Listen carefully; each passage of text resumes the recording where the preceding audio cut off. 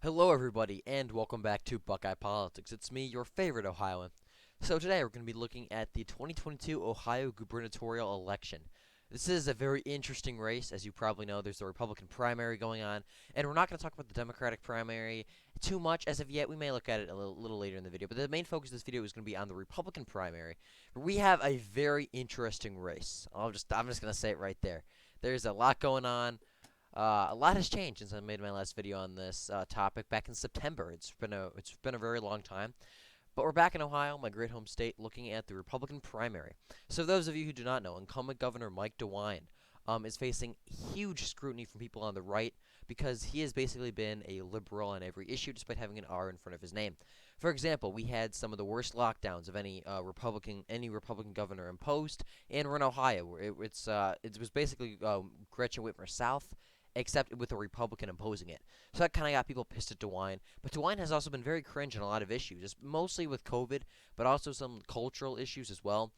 He's been solid on abortion. I will give him credit where credit is due. DeWine has actually been good on abortion, but other than that, he has just been awful. I mean, he's been transgender people in sports. Not that that's a huge issue.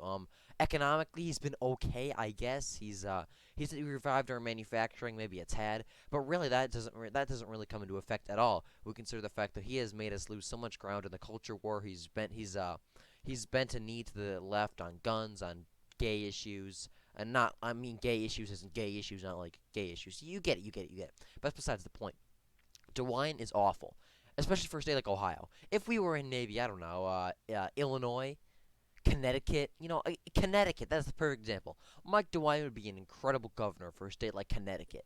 But we're not in Connecticut. We're in Ohio. That's the issue with Mike DeWine. So Mike DeWine is facing, based on those reasons, several challengers. As you can see, we have Joe Blystone, who is a farmer from East Liverpool, Ohio. It's a very working class, white, rural part of the state near the Pennsylvania border. Ron Hood, who is a former state representative from the 78th district, and Jim Renossi, who is a former U.S. representative for Ohio's 16th congressional district and actually the nominee for the U.S. Senate in 2018. So really, Renassi was the main focus in terms of people challenging DeWine. I mean, if you look at he's the only one that really has a picture. He's the only one that's even really mentioned. Ron Hood has a Wikipedia article, I guess, but he's not even. He's really just mentioned in passing. So for the longest time, this was a race between Jim Renassi and Mike DeWine. Jim Renassi has basically received the Trump endorsement. Trump has not endorsed Renassi as of yet, but Renassi has basically ran as the Trumpian candidate. Trump has supported Renassi via phone, via he's basically Trump is supporting Renassi, but he has not yet officially endorsed him. So Renassi's running as this kind of Trumpian America First candidate, and he's I'm gonna be honest, Renassi's iffy on the issues. He's used to be my former representative. He's the former mayor of Wadsworth, which is kind of near where I live. It's like working class suburban Akron area, and it's so Renassi, he represents a solid area. Wadsworth and that part of the state is a very working class, and white working class blue collar area. However, it's also suburban. And Renassi, gonna be 100% honest, Renassi's a swamp creature. Renassi, he's ran for every position imaginable. He's held every position imaginable. He's I think he might be a wolf in sheep's clothing. I mean, he's running a decent campaign, but if you look at his history, some of his votes, he has some very cringe stances, and he's definitely a lot more establishmentarian than I'd like to than a lot of people say he is. I would prefer him over DeWine, but I think we may actually get a better person to run against DeWine and to primary DeWine out, and that is Joe Blystone. We're gonna go down. Joe Blystone isn't even listed on any endorsements. But yet, if we look at the recent poll by Fox News, which I know Fox News, they're not very good on polling. I mean, they're decent on news for a cable, a more establishment news network. But really, for when it comes to polling and election coverage, they're absolutely awful. But still, they're supporting a trend that has continued to that is definitely valid, and that is the fact that Joe Blystone is polling ahead of Jim Renassi. And let's look back at September. September 17th. This is around the time I made the first video on this race. Jim Renassi held 17% of the vote. 47% of the vote. Mike DeWine had 36%, and Joe Blystone had 9%. And keep in mind, this is also, if you go back and watch that video, Joe Blystone had a lot of stuff going on. His running mate dropped out. He was making like $2,000, if that. He's basically receiving no money. His campaign was about to go bankrupt.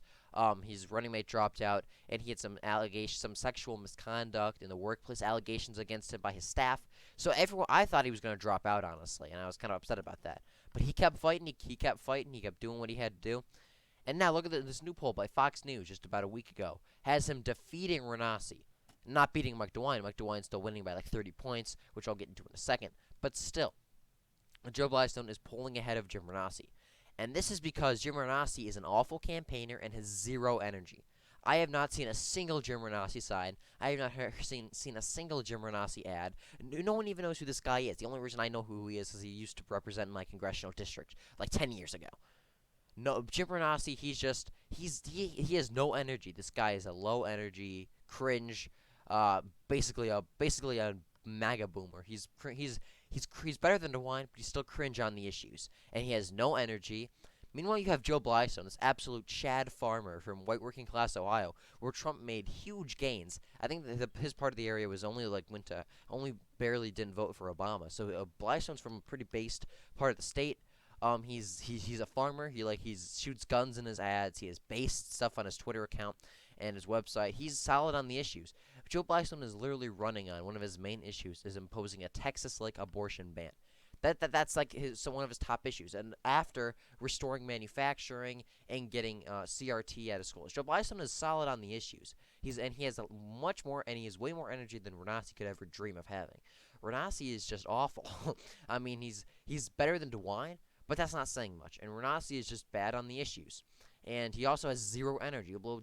You go anywhere in Ohio, anywhere in rural working class Ohio, you see Joe Blystones everywhere. They're in front of houses. They're on the highways. If you drive in this one highway near Youngstown, forgetting the name of it, but there is a huge farm with just a big-ass Joe Blystone for governor sign. This guy has all the energy. He's doing rallies with workers in Akron, who are blue-collar manufacturers in Akron who are getting fired because they don't want to get the vaccine. Joe Blystone's at the front lines of the vaccine fight. He's rallying with these blue-collar workers who don't want to get vaccinated.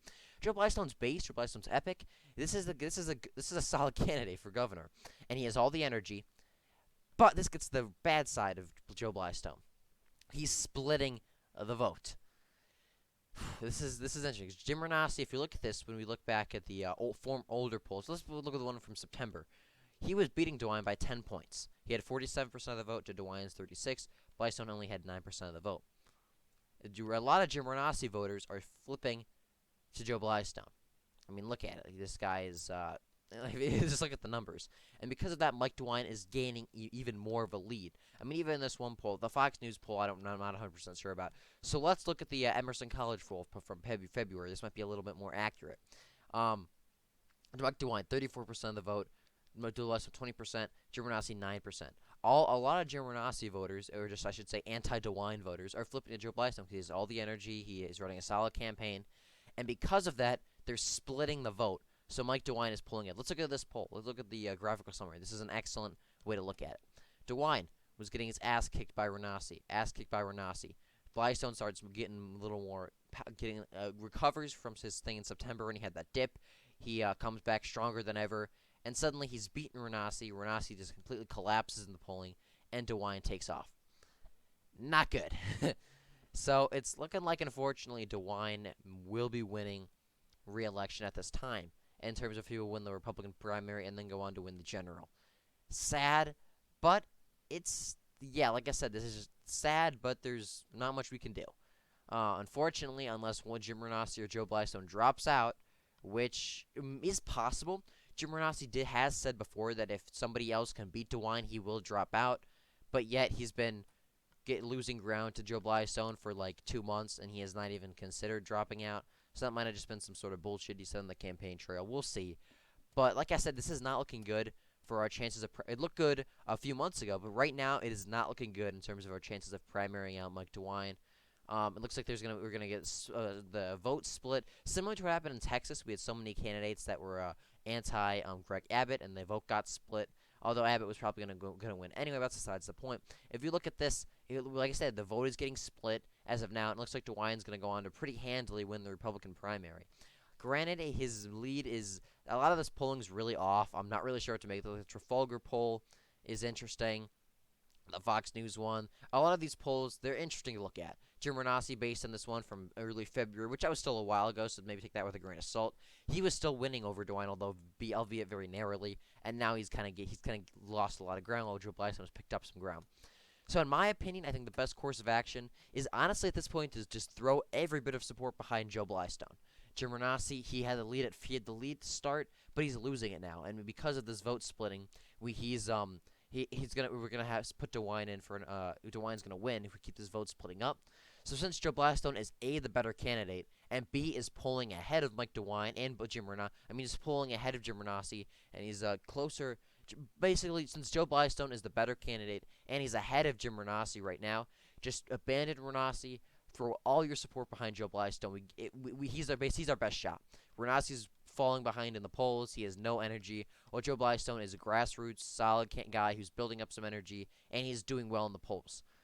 So that's my take on this.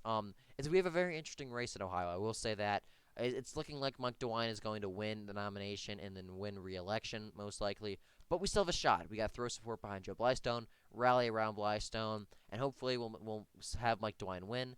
And maybe even Jim Renassi will follow through with his promise that if someone else can beat Mike DeWine, he will drop out. That's the best case scenario, but it's not the most likely. So with that, thank you for watching this video. Hope you enjoyed. Be sure to like